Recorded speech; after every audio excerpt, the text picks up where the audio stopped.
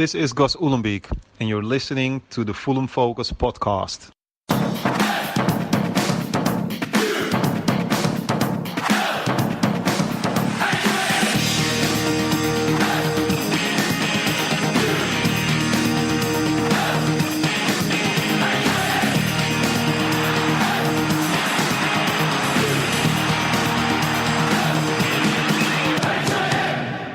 Fulham. Hello, yes, a good morning, a good afternoon, or a good evening to you, however you may be listening and wherever you may be listening. This is the Fulham Focus Podcast. We're going to do things slightly differently tonight because, let's be brutally honest, I don't think anyone really wants to go and give a full review as to what happened against Manchester United. But if you are in some ways interested, I'll just give a quick roundup. Vieta missed an early chance. Man United scored their 3 chances. We looked like shite for the rest of the game. That's really it. That's all you really need to know. So what we're going to do is, in the words of Bane from the third Batman film, I forget what the title is now, we're going to give the power over to you, the people. And we've asked we put the tweet out earlier today. We're going to get your questions. So we're going to answer your questions as best we can and hopefully get through as many as we can and hopefully satisfy as many people as we can by answering them. But first, let's get the legalities out of the way. We want to thank Gus Ulenbeek for opening the show. Gus made 50 appearances for the Whites, scoring just the one goal away to Wrexham. He was a lovable character and admired for his speed and enthusiasm bombing down the wing. He was part of the Keegan side who stormed to the Division 2 title with 101 points in 1999 and is forever in our hearts. Check out Danny Boy's Q&A with Gus, looking back at his Fulham career on our website, fulhamfocus.com. Gus Ulenbeek, we salute you. Fulham. Right, let's get the intros out of the way for tonight, and it's the Matt squared, however you wish to look at it, because we've got 3 Matts tonight, not squared, cubed. That's what it is, the little 3. God, I was never any good at maths, but I can do this much. It's me, Matt Dom, and Matt McClare. So first, introduce Mr. Matt Dom. Evening to you. Good evening, sir. Have you quite recovered from that ludicrous display, to quote the IT crowd from Saturday? I think I was over it before it even started, to be honest. So I think most of us were. And another good evening to Mr. McClare. Mr. McClare, a good evening to you. Good evening, Mr. Baldwin. Right, before we get into the, do any of you, again, we just wanted to give a bit of a review for anyone who, again, may be tuning in for that. Does anyone have any thoughts about the Man United game that I didn't really say that they wish to add? Mr. McClare, to you first. Yeah, it's difficult because you covered it so thoroughly. Yeah, it was obviously a disappointing one, but again, one that we kind of expected. One of those ones I think we said last week that you write off at the start of the season, but even still, it's still disappointing to concede another 3 goals at home. Pogba looked excellent for them, and Solskjaer's kind of machine storms on. And as I said in my article that I wrote and went out this morning, we just continue to drop like a stone, and I can't see it changing anytime soon. You know, you kind of hope that you remain positive and you hope that things are going to change, but I just can't see where it's going to change now, to be honest. No, I don't think any of us can. That's why we're not going into depth with it. But Mr. Dom, last word. Over to you. Do you have anything you wish to add or indeed want to add? Not much really. Have the energy to add. Yeah, well, it's sad to remember that there was a time in the not too distant past where we would have been the team who ended that run. But, you know, there were 10 games, I think it was 10 games without defeat, and a previous Fulham team would have ended it. But, you know, instead, no one was thinking about us doing that. So it's disappointing, but, you know, as Matt said, it's no surprise whatsoever. It wasn't a game we were expecting to win, but it was a game from where we are that we do need to win, but, you know, it wasn't to be. Okay, well, we needed to win, but we didn't expect it. But it's more the performance that, you know, sums it all up. Yada, yada, yada. Let's get into listener questions, and that's what we came here for tonight. So our first question tonight, and we again thank each and every one of you that posed a question. We'll try and get through each and every one of them. Some of them we can't answer just because it'll take too long and people have got to be somewhere tonight. Matt Dom specifically has got somewhere very important to be, but I can't divulge the full details because it's classified information. He's top secret spy sort of thing. But anyway, our first question comes from Mr. Agro Hargo. I'm hoping I'm pronouncing that right. Agro Hargo asks, have we become the laughing stock of the Premier League? the laughing stock of the Premier League? It's a bit harsh, but it's a fair question to ask at this stage, given however the worst defence in the top 5 leagues in Europe, something along those lines. Just the amount of comical stuff that's gone on this year with the Mitrovic and Kamara penalty, whether or not you want to believe the whole yoga thing, it was a good laugh for a couple of weeks. Whether or not it was true is a different matter. You look at our own player being nutmegged. I can't remember who did the nutmegging, but Ryan Barber got nutmegged on Saturday by his own player, so on and so forth. Matt, have we become the laughing stock, or are there teams? Well, it says in the Premier League, so in the Premier League we probably are, but are we officially a laughing stock this season, or do we have some level of credibility still left? I don't think laughing stock is quite right. It's more with a soft touch, and teams are going to come up against us and expect to win, and they are winning. I think it's not really. I don't think laughing stock's the right way to put it, because I think we're kind of laughing at ourselves more than any other team is. It's just such a missed opportunity, I think, more than anything. We went up in a much better state than we went down. It seemed like that anyway. But for whatever reason, there's a lots of reasons you can go into. We failed miserably, and now it's just an embarrassment more than it is a laughing stock. I don't know if that's the same thing. It probably is, but it's just so disappointing, and it was avoidable. And I think that's the thing that is most annoying for me. Yeah, that's an excellent word you say there. Just before I bring in Mr. McClare, it was all avoidable. If we had come into the season with a plan at least, and it was the same sort of results, it would come off a lot better. But we seem to have muddled our way through the season. I get there hasn't been any level of cohesion or one sort of solid mindset or idea that's taken us through this year. So yeah, as you say, confusion. Mr. McClare, same question to you. Are we the official laughing stock of this year? Much in the way Derby County were back in 2007-8, or you can go back to your Sunderlands, your Watfords, any team you so desire that put in terrible, terrible performances each year. Yeah, that's the thing. You've just listed a load of crap teams that have played in the Premier League, and we're just another in a long line of crap teams that have come up, and we've harboured ambitions to, do much better than we have done, and we've just failed miserably. So I don't think laughing stock's the right word. Perhaps we came up with a bit of a swagger because of the way that we came up and the football that we played and the run that we went on last season. But I certainly wasn't lauding Fulham in people's faces. I was just, really delighted to be watching an excellent team last season, and it's kind of blown up in our faces this season. But I think laughing stock's harsh, and as you say, Derby County went down with 11 points, and I think a goal difference of something like minus 69 in 2008, worst ever Premier League team, and we've already surpassed the amount of points that they've got, even though it's a pretty miserable state of affairs, the amount of points we've got. Yes, and our goal difference at the moment is minus 33. So you'd think we shouldn't go that far this season, but you never know the way. Oh, Christ, we've got Man City coming up in a couple of weeks, and we've got Liverpool coming up in a couple of weeks. Okay, this may be doable, but you never know. Let's find out. Stiff upper lip and all that. Let's just move on to the next question. And our second question comes from a Christian Lydberg. Christ, this sounds so Alan Partridge, doesn't it? Christian Lydberg. And what a hit. And he asks, what are your thoughts on the fact that the first players to come and thank the fans on Saturday were players from last season, as well as Rico and Chambers? But he lists Odoi, Ream, Mitrovic, Sessegnon, Tom Kearney, and then Rico and Chambers as well, while some of the new signings headed straight down the tunnel. Now, we talked at some point during the season whether or not there's a sort of split in the side. Those players that got promoted versus those who came up, whether or not there's a divide in the dressing room. Do you see something along those lines appearing now?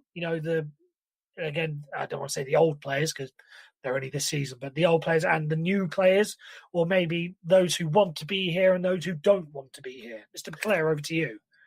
I'd like to think there's not a divide in the squad between the old and the new players. I think they've all been around for a number of months now, and they should all be as one in many ways. But it's happened a few times this season that a lot of players just head off down the tunnel, and I don't think there's any excuse for it. All right, you're tired. You've just played an hour and a half of football, maybe less if you've come on as sub or whatever. But it takes seconds to just come over and clap the fans, and like I say, I don't think there's any excuse for anybody not to do it.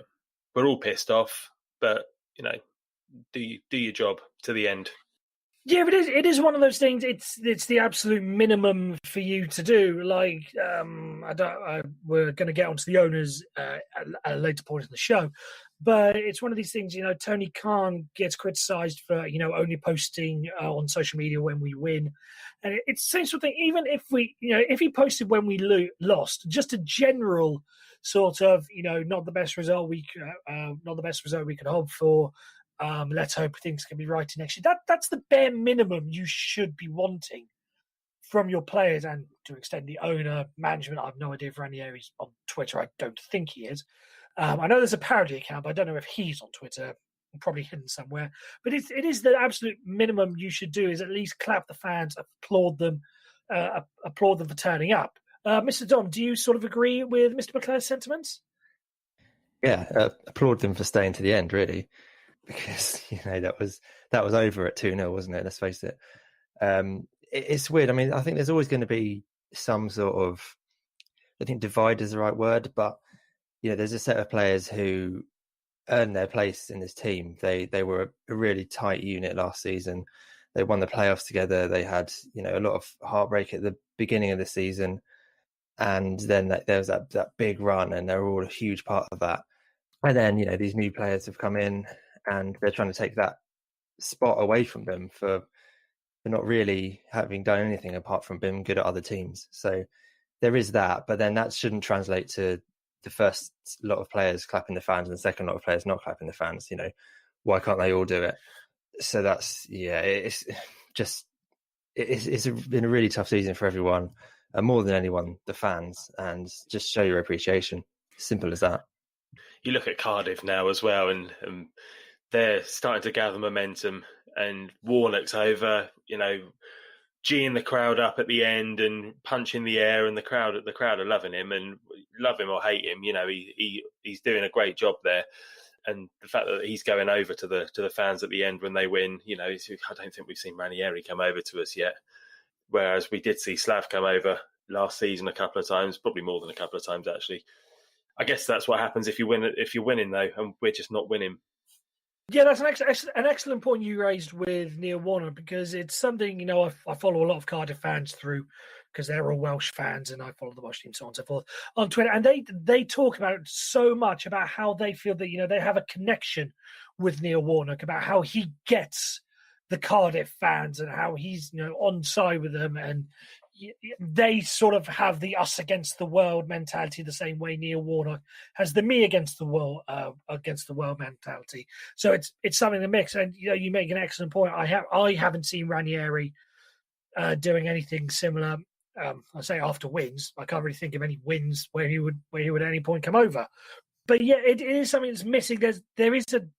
There seems to be a bit of a lack of connection with the fans and the team. Like last year, the only player I think that comes at least has some level of connection with the fans is Alexander Mitrovic. You saw that in his celebrations against against Huddersfield and Brighton. That was it. Brighton. Thank you.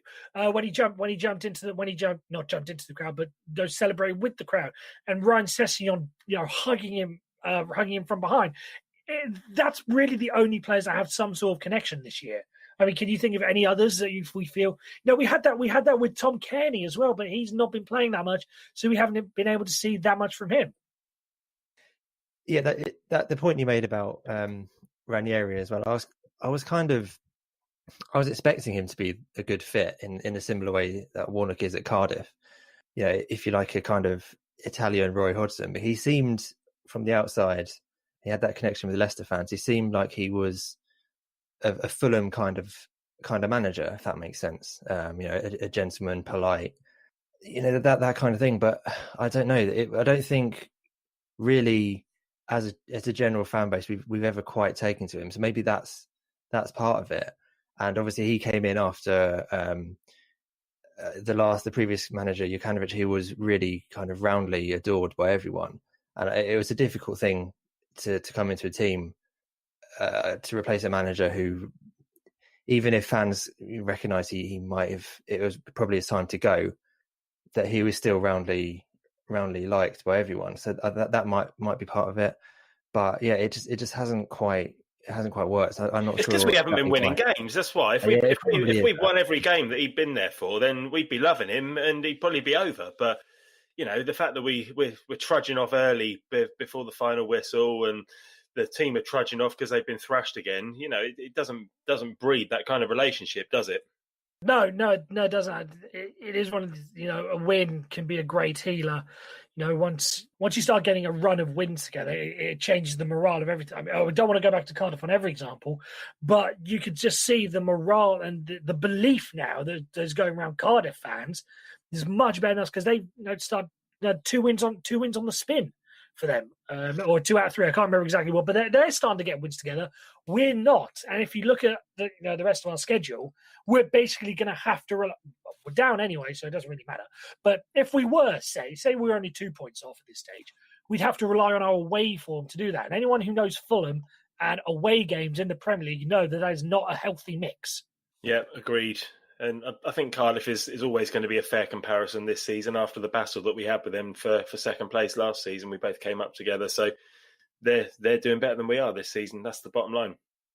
Indeed, right. And all that needs now is for us to move on to the next question. And this one comes from Jamie VRO. It's Jamie Vro. I don't want to, however that's pronounced. And he asked, where does the club go from here to prepare for next season? Now, we're going to sort of touch on that again a little bit later with, who's going to be in charge next season, or indeed now. I suppose we can really tie the two together. So where does the club go from here to prepare for next season? Do they make the managerial change now? Do they just accept the inevitable? And I know Mr. McClare is a huge fan of Mr. Ranieri. So I'm not a huge fan of Ranieri. I like him, and I don't think we gain any advantage by sacking him at the moment. He's on a long-term contract, and if we sack him, then we have to pay that contract up potentially. And then where do we go from there? We give the job to Scott Parker until the end of the season, somebody with no experience as a manager, whereas Ranieri has over 30 years of experience. It hasn't worked with Ranieri so far, but I'd rather somebody experienced saw it through until the end of the season, even if we're dropping like a stone, then give the job to somebody just for the sake of it, and just to kind of fill a period of time. I think, as I said last week, I think the club needs a massive structural overhaul in the summer, and we then need to decide what direction we want to go in as a club. And once we've made that decision, then we can start to think about who to give the managerial role to. But until that time, I think we just stick with what we've got, and that's stay with things as they are, sort of at least on the managerial side. Do you want to make any changes on the playing field, on the pitch? Do you want to see everyone? Every time this sort of thing comes, everyone talks about getting the youth players in. Stefan Sessegnon's been talked about quite a lot as a player who probably needs to get some games. Matt O'Reilly, Luca Della Torre. Until he left, I was still calling for Stephen Humphreys to get some game times. Or do you just want to see the players that we have now? Plus, again, what advantage do we gain by playing people like Matt O'Reilly and Stephen Sessegnon? We're still carry on getting thrashed. Their confidence gets knocked, and we're still going to be in the same position. But what we've been crying out for is experience to this squad. We haven't got it, so why then go completely the other direction and say, well, let's chuck the kids in? It won't work.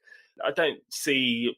Now we're through January and we're past the transfer window. I don't see anything working this season, so I think we're just going to have to try and get through it as best we can, and then regroup and go again in the summer.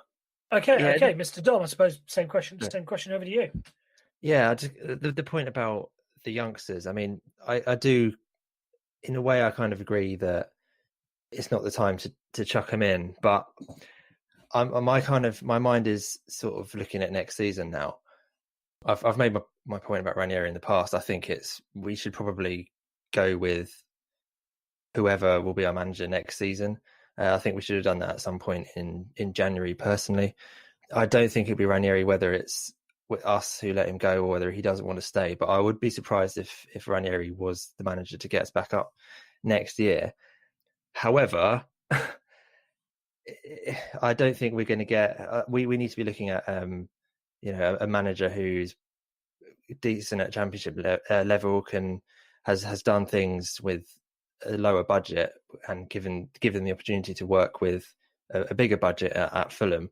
And I don't think that kind of manager is the manager who is looking to get their current team promoted from the Championship. So I don't think we're going to get that sort of manager in now.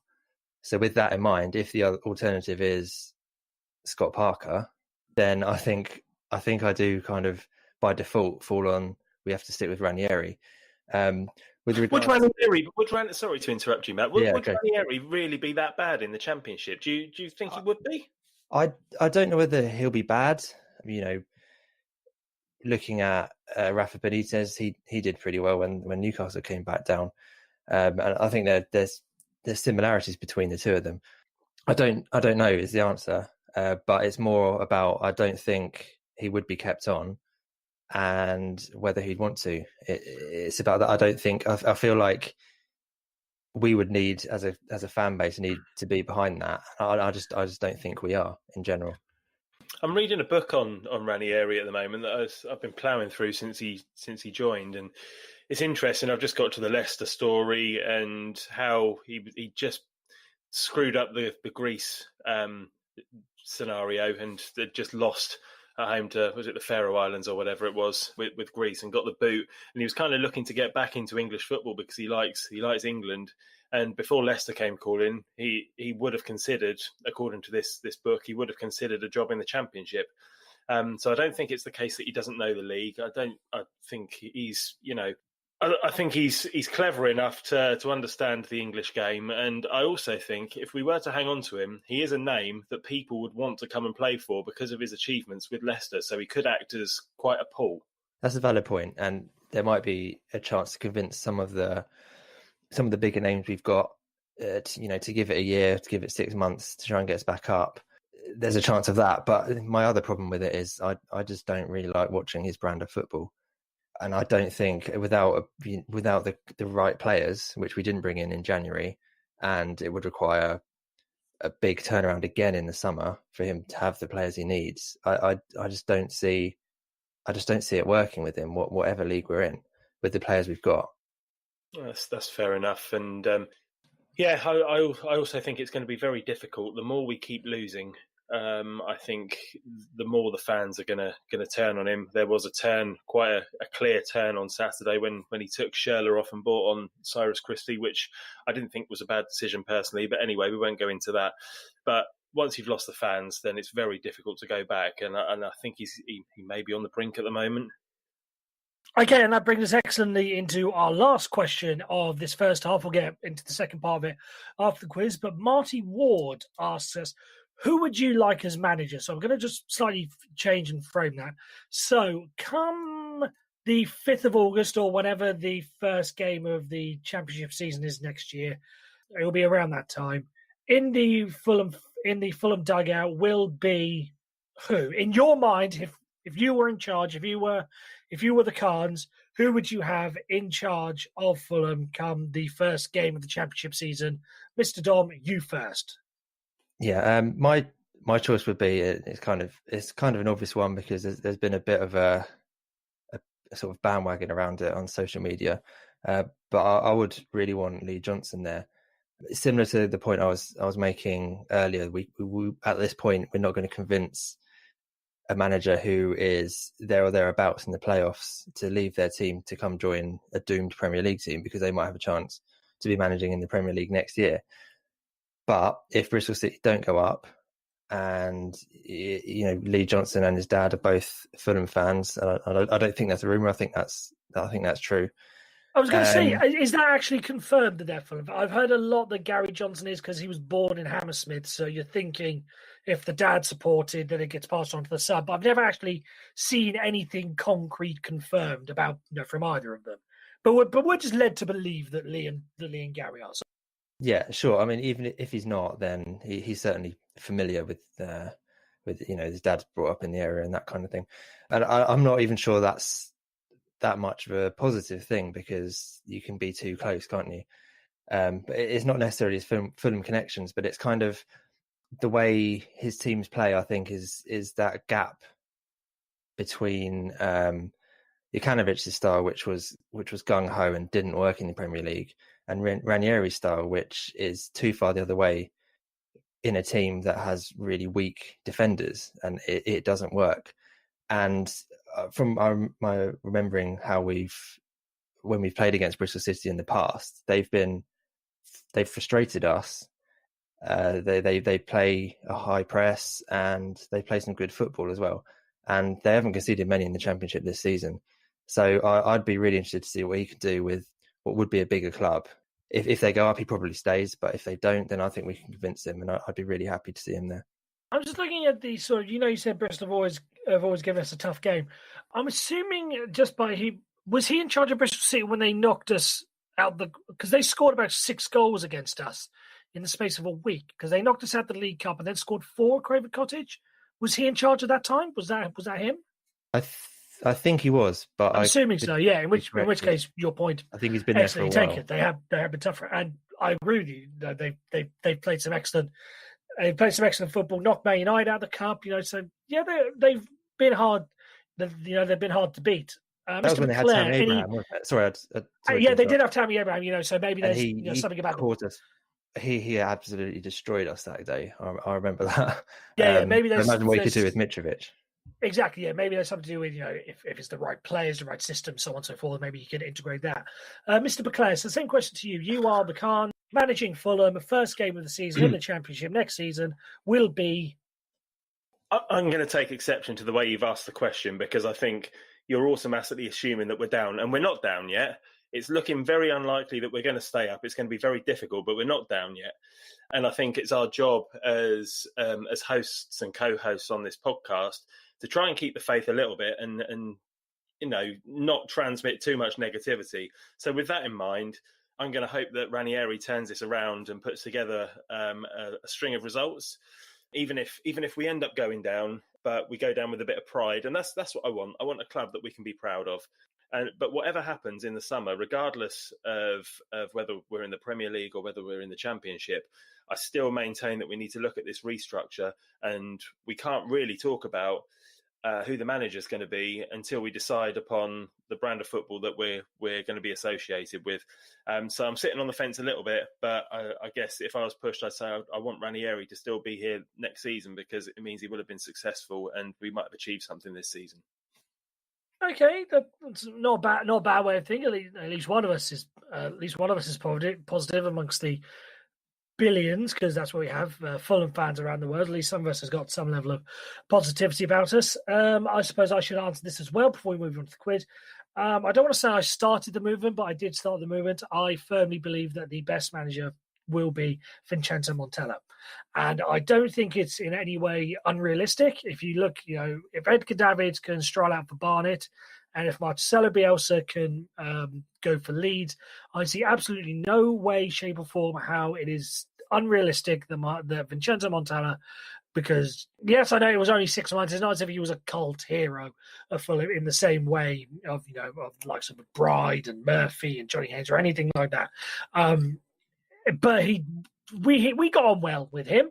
He did very well, and he's done a very good job managing. And the fact that he's been sacked, he's obviously, obviously we have to be sort of the first club that would come after him.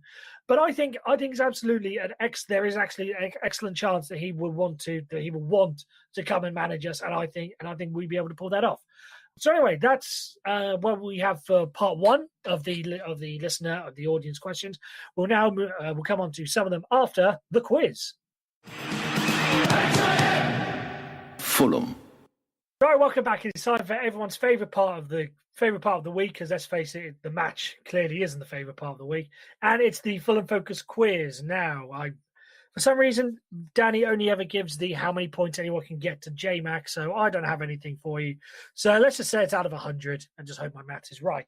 So anyway, We'll start off with round one, and it's something that we did last week, or maybe 2 weeks ago, whenever I was asked on, and it's guess their all-time Premier League appearances ranking. So where did the following former Fulham players rank in the all-time list of Premier League appearances? So, for instance, Gareth Barry is in first place, Ryan Giggs is in second place, Brian McBride can be in 119th place, I don't know, just off the top of my head. And you're basically just going to have to guess where the following players are and where they come in the all-time list of ranks and so on and so forth. Mr. Dom, I will go to you first. We've got 4 in this first round. Mr. Dom, I'll go to you. Hugo Rodallega, where does he fit in the all-time list? Hugo Rodallega.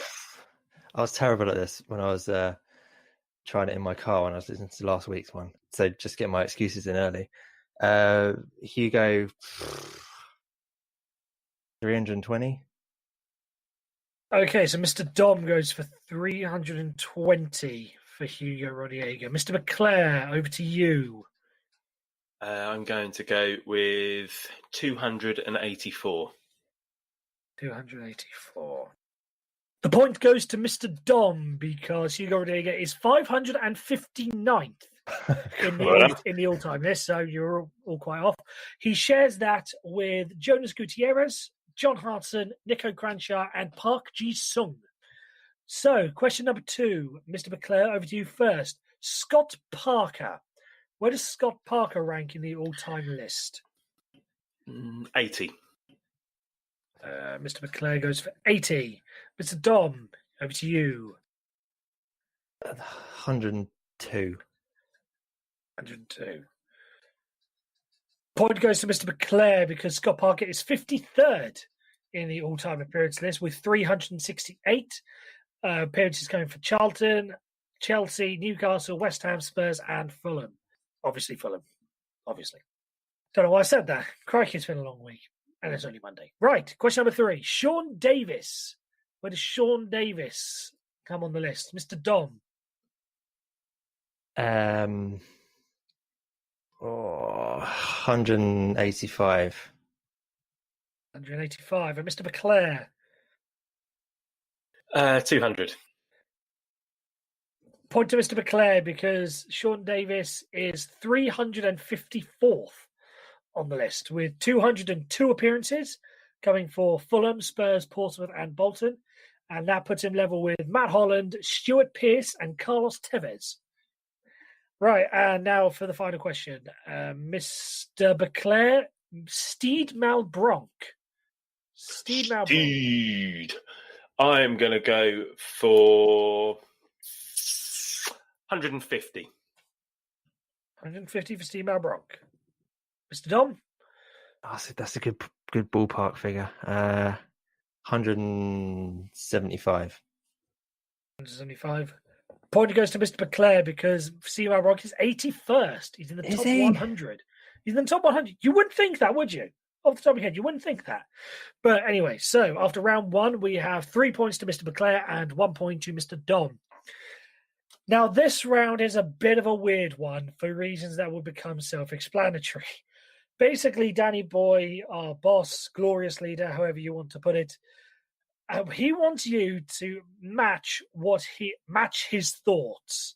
So basically, if anyone's ever seen if anyone's ever seen Mr. and Mrs., anyone ever seen that sort of game show? So we've got to match what Danny Boy. You've got to match it. Thank God you're doing it. We've got to match what Danny Boy is thinking. So I know. So anyway, question 1, Matt Dom, you go first. Who is Danny Boy's favourite ever bald Fulham player? So no hair. Who is his favourite? And you have choices. Oh, okay. It's Andy Johnson, Paul Konchesky, David Button, Danny Murphy, or Sonny Aluko? Oh, man. When it first came up, I thought Andy Johnson, but I'm going to change to Danny Murphy. You're going to go for Danny Murphy. Okay, Mr. McClare, your answer. Oh, I didn't realise we were both having a go. I'd have gone with Danny Murphy as well. You both get a guess. Sorry. You both get a guess. All right, I'll have to go Andy Johnson then. Not David Button. Or David Button, no, Andy Johnson. You're going Andy Johnson. Neither of you are correct. It is, in fact, Paul Konchesky. Konchesky, that's what I said. No, even though I still maintain that Paul Konchesky is not bald. Because if you saw what he had on his hair when he played for Leicester a couple of years later, I maintain Paul Konchesky is not bald. But anyway, Danny's got the thing. Anyway, neither of you got it right, so it's Paul Konchesky. Right, question number 2. Who is his French hero? His French hero, which is a weird way to phrase it. Mr. Beclair, Mr. Frenchie, we'll go to you. And your 5 answers are Sylvain Niguinski, Louis Saha, Steve Malbronc, Martin Dejetu, and Maxime Lemarchand. Who's out of that 5, who do you think is his French hero? The obvious one's Saha, isn't it? So I'll say Saha. Play it safe. You'll say Saha. Mr. Dom, over to you. I feel like Danny's got a real weakness for Steed Malbronc, so I'm going to go with Steed. He does have a weakness for one player. It is apparently his second favourite ever player after his Morte, and it's Martin Dejetu. However you pronounce it. For some reason, he likes Martin Dejetu. I don't know why, but he does. Random. Right. Fair play. Right. Question number 3, which is titled "You Utter Tosspot." Don't blame me. This is how he titled it. Anyway, so who is? You sure that wasn't the subject line of the email he sent you? It could have been. It could have been. I may have misread, but anyway. So basically, who does out of this list? Who does he hate the most? Who does he hate the most? Mr. Dom is coming to you first. Is it Darren Bent, Chris Martin, John Onorisa, Felix Magath, or me because of all the fuss I put him through with that Rafa Benitez article back in October? I was kind of hoping Tony Khan would come up. What are the options again? Darren Bent, Chris Martin, John Onorisa, Felix Magath, or me? Oh, he really hates John Onorisa. Is that what you're going for? Yeah, I'm going to go for him. You're going to go for John Onorisa. Okay. Mr. McClare, your answer. I've forgotten the options. I was too busy thinking how harsh it was to put you in the list. What was the first one again? It wasn't harsh at all. Darren Bent, Chris Martin. Darren Bent. Can't stand him. That's a fair answer. Unfortunately, it's the incorrect one. Mr. Dom gets a point because it is John Onorisa. So of all the players and all the history of Fulham FC, Danny Boy hates John Onorisa the most. I think it's a bit harsh, but anyway. Not to plug somebody else's content, but on the 1879 YouTube channel, he's done an interview with John Onorisa in some hotel lobby, and he came across quite well. Actually, it made me want to read his book. He spoke quite nicely about Fulham. He's a genuinely nice bloke. When me and a couple of other Fulham fans won a competition sort of thing to have lunch with the first team and watch them train, John Onorisa was a really lovely guy. He held the door open for us. He's a lovely chap. This is Danny's mind, lad. Danny's mind. Say again? This is Danny's mind. So this is Danny, and Danny's not exactly it. Yeah, exactly. Not exactly the most stable of people. So he's gone for Danny. He's gone for John Onorisa. Anyway, I suppose he deserved that for putting you in the list. Yeah, we'll move on for number 4. This is where it takes a really weird twist. Who does his granddad resemble a spitting image of? Don't ask why he's asked to put this in there, but he insisted this was. So, Mr. McClare, this goes to you. Who does his granddad resemble in a spitting image of? Is it Roy Hodgson, George Cohen, Martin Yole, Les Strong, or Shahid Khan?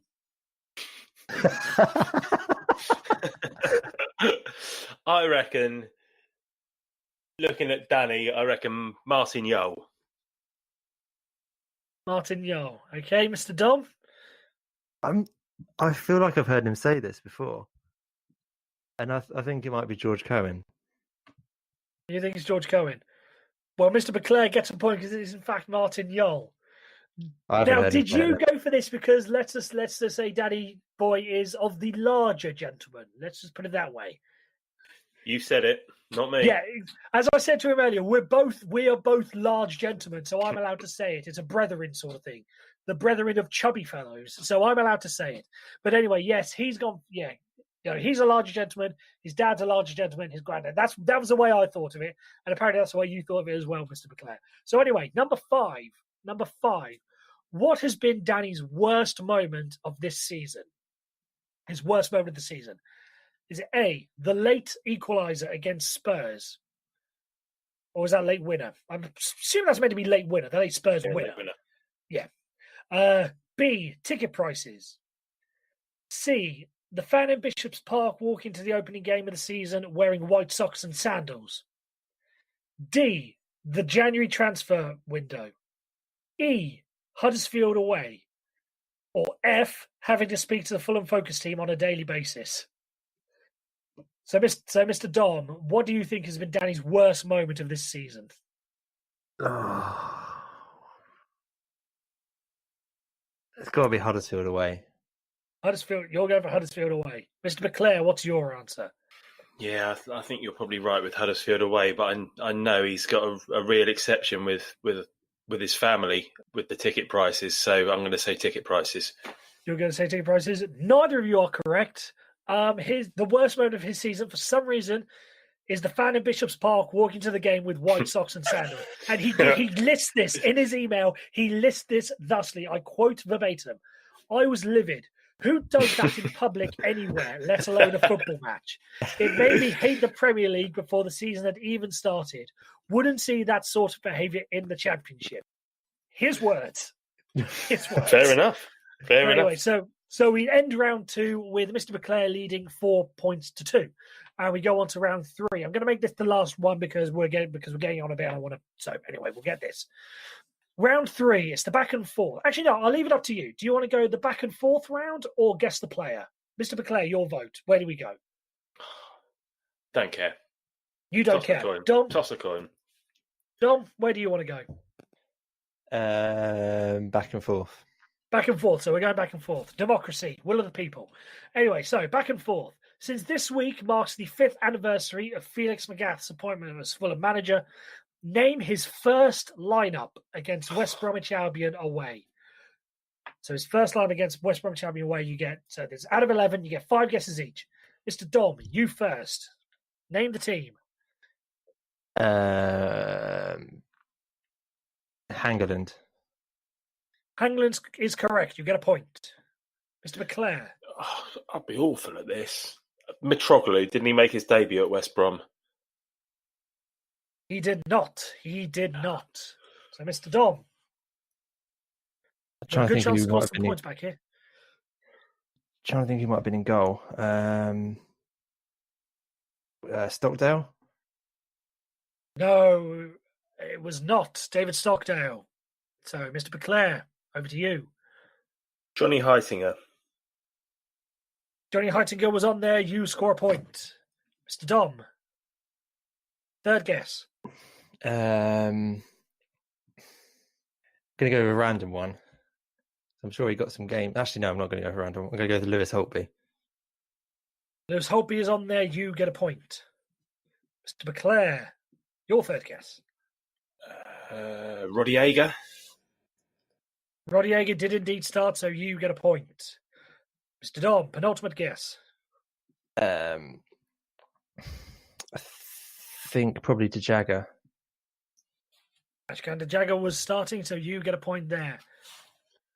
Mr. McClare. Sasha Rita. Sasha Rita started at right back, so yes, you get a point. And Mr. Dom, final guess. I've got to guess the wrong keeper, so it's got to be Stekelenburg. Stekelenburg, however you wish to, yes, however you wish to pronounce it, you get a point. Mr. McClare, last guess. I'm struggling. I'm going to go Fernando Amorabieta. He started at left back, so you get a point there. The full team was Martin Stekelenburg in goal, Rita, Heitinger, Hangeland, Amorabieta, De Jager, Parker, Sidwell, Richardson, Holtby, Roddy Ager. And then the substitutes were David Stockdale, Dan Burn, John Arnorisa, William Kvist, Paitim Gassami, Momo Tankovic, and Kostas Mitroglou was on the bench. So you didn't get any points was my risky one. Was he going to be your risky one? You could have gone because didn't he start at Old Trafford for Rennie Mullenstein? He definitely started a few games. He did, which is really games. weird. I quite liked him. He had something about him. Anyway, so at the end of the quiz, Mr. McClare comes out on top with 8 points.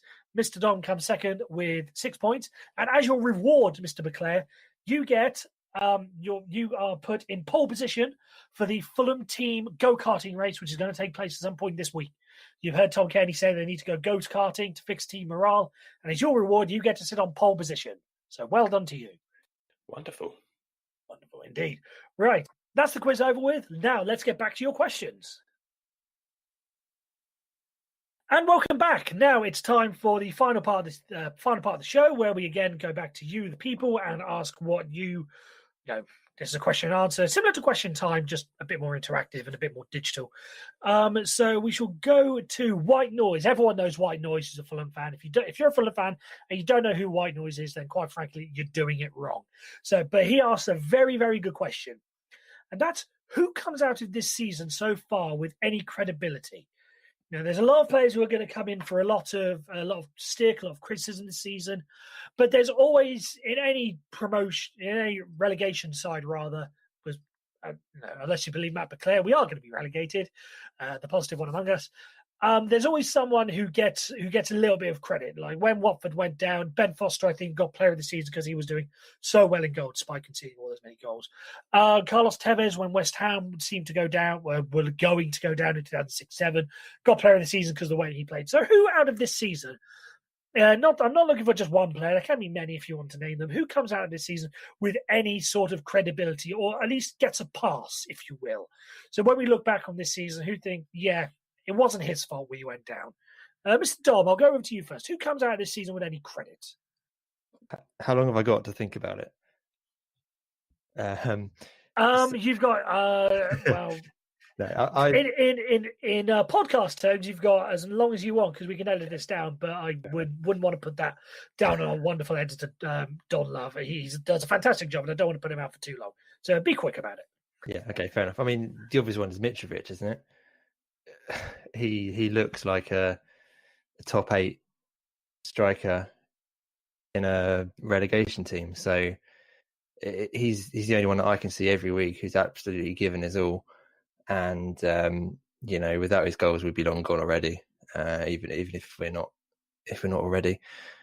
And I suppose my second option would be Callum Chambers, who had a really difficult start. He looked terrible at centre back. He looked terrible at right back. But he seems to have found his position as a holding midfielder. So I think Callum Chambers, and again, he's become one of the a strong part of the squad as a whole. And I've got really nothing bad to say about him at all. Yeah, excellent point. I think Mitrovic is probably going to be most people's answers. If you're listening at home, everyone's going to have their own answers. Mitrovic is going to be one. Cam James is an excellent shout because you think of how badly he was playing as when Slavici Kanovic had him as a centre half, and I think back to the Cardiff away game in particular, he looked completely out of his depth. But he was awful. Yeah. He was awful. But one of the few things that Slavici Kanovic managed to get right this season, because he did it in the Liverpool away game, was we put Cam James to defensive midfield, and it does seem to have revolutionised him. It was getting to a stage where I was a bit worried that Arsenal were going to end up recalling because they were going through a spell of injuries, and if Lucas Torreira ever gets injured, then there seems to be a not ready-made, but at least a solid replacement in Callum James to fill the defensive midfield role. So yeah, Callum James is an excellent shout.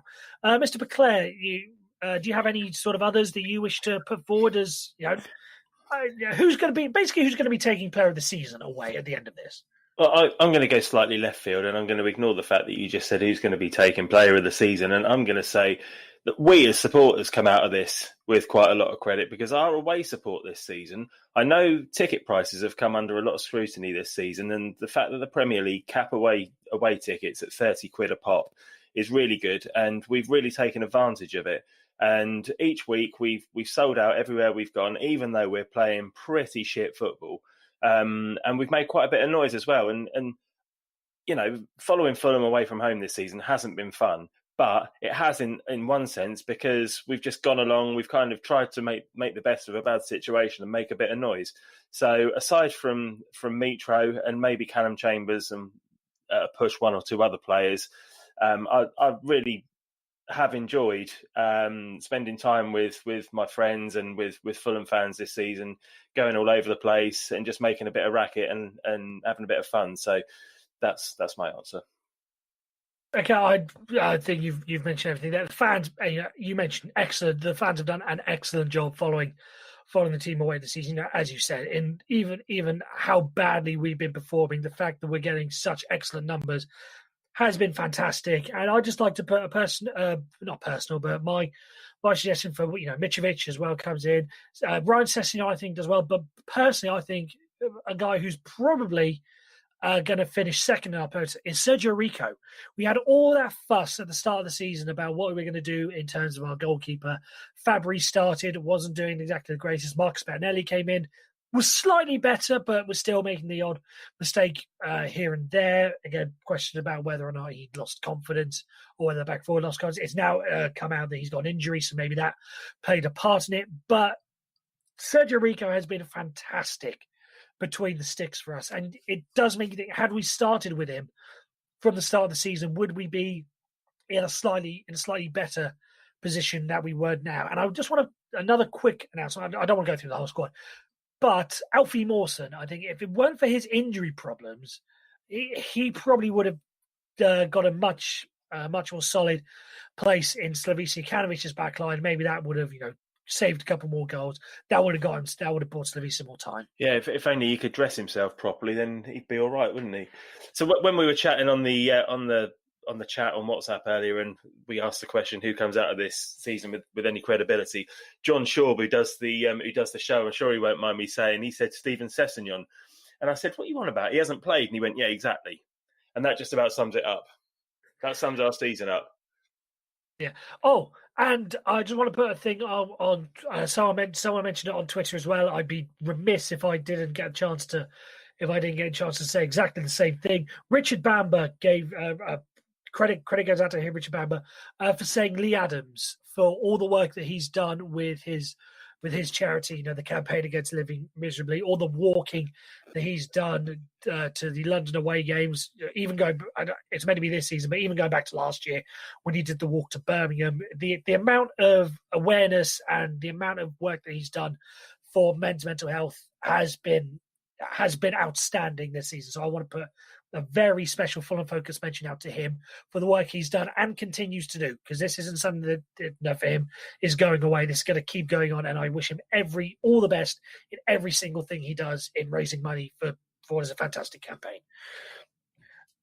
Right, and we move on from different note, but we've got to move on somehow to a different question. And it again comes back to Marty Ward, who sent the question. And this is going to be the final one for the night because we're running out of time. What would you like the Cons to do in regards to going forward? Now, you can answer that question any way you like. If you want to focus it on ticket prices, if you want to focus it on, the Riverside stand has come in for a lot of talk this year, whether or not it's actually going to be built, whether or not you want to see, maybe you want to see the Jags move to London, so Mossberg Park gets redeveloped. We get a better training facility. However you wish to address this question, I will leave it open to you, Mr. Dom. With the Cars going forward, what do you want to see them do? Anything major, anything minor? Over to you. I'm going to address it in terms of on the pitch. Shad Khan made quite a big thing in the programme ahead of the United game about how much money he's rejected for some of our players. I'm assuming one of them was Mitrovic, because he said about he rejected one from China. I don't know who the other players were, but I guess Sessegnon was probably involved. I wonder how his hand holds up if and when we go down. I would quite like him to try and get us back up at the first time of asking. And in order to do that and keep hold of as many of our good players as we possibly can. I mean, if we end up selling all the players that are likely to go, Rico will go back, Mitrovic is likely to be sold, Sessegnon will go. We will be left with such a small squad.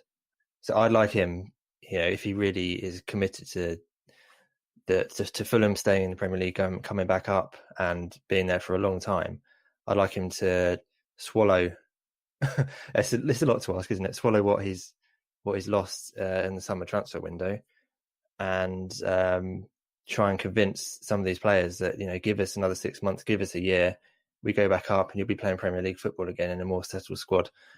So I really want to see that kind of statement from him. You could say that might not happen while Tony Khan is there, but he also might want to. I don't think he's going to want to admit defeat, and he might, they've got the financial clout to hang on to our players. I'd like to see him convince some of them to stay. So I'm not 100% convinced that Mitrovic would go if he's convinced to stay. You know. Yeah, it's a good point. You've seen, exactly. You've seen teams in the past. I want to mainly know Newcastle. Their best example was 2009 when they went down. They kept a good core of that squad together. The likes of Andy Carroll, Kevin Nolan managed to stay with them, Pierre Lovenkrantz. Damien Duff left. I think that was really the only one. But a good chunk of that squad stayed behind and helped them push. So it's not entirely out of the realm that we keep the squad together. Sorry. I think also some of the players have got something to prove. Zambo and Gisa came in for 30 million. Is anyone going to cough up half of that or even a third of that to take him off our hands? I don't think he's played enough to sort of prove that he's anything. So I think we may be stuck with him. It's harsh word, but I think we may be maybe having to hold on to him. I think he could be a real force in the Championship as well. He could do. Mr. Beclair, wrap up. Final point. Over to you. Yeah, I'm not going to take up too much time on this because I spoke a bit about this last week and in my article on Fulham Focus today. I want to see the club define a strategy, and all I really want, and I think that's all we all want as well, is to have a club that we're proud of. I was brimming with pride. I was so proud at Wembley last season. I was in floods of tears, and it was just such a good day. It was like the best day, and I want to feel like that again. And you know, every football fan all over the world wants their club to do well and wants that feeling of winning. But I just feel like we could have that on a more regular basis. We should be able to feel proud of our club. And at the moment, I just don't. And there's something fundamentally wrong off the pitch. I don't agree with how we recruit players. I'd like to see that change. And if that means that we need to replace Tony Khan with a football man, then so be it. I don't care. I don't care who is involved in the club, as long as they're the right people and they give us the identity of the club back. And that's the main thing. Like I say, I just want to feel proud of Fulham Football Club. I don't think I can really put it any better myself. So, you know, with that being said, I don't want to tarnish was a fantastic answer by Mr. McClare. So I don't want to tarnish it any further. So I'm just going to wrap up tonight's proceedings. Thank you very much for listening to the Fulham Focus podcast. We know it's been a hard season, a hard week for you guys to get there. And we hope that we can just bring that little bit of joy into your lives every single week in the best way we can. If we're not, then by all means just tell us. You know, let us know. We're on Twitter at Fulham_Focus. We're on Instagram. We're on Facebook. We've got the website as well, fulhamfocus.com. Danny Boy would kill me if I didn't plug that. So we've got loads of stuff. We've got Q&As. We've got various blogs from various people. Matt Beclair did an excellent one. His reaction for the Man United game. There's going to be one every week. It's good stuff. So if you want to keep yourself entertained, you know, give yourself a very fan-orientated perspective of the Fulham season, then by all means just come, give us a go. So all that's really left for us to say is, once again, thank you very much for listening. It's a goodbye from Mr. Dom. Goodbye, mate. It's a goodbye from Mr. Beclair. Just really quickly before we go, Matt, Dom and I have been really trying to put Matt Baldwin, the presenter, off on the chat on this show tonight. So he's done really well to hold it together. Nice one, mate. Thanks very much, Mr. Beclair. I'm sure this will all come out one day. It'll all be on memoirs. But all that's left for me to say before I burst into a fit of laughter and can't finish this is thank you very much for listening. Come on, you Whites.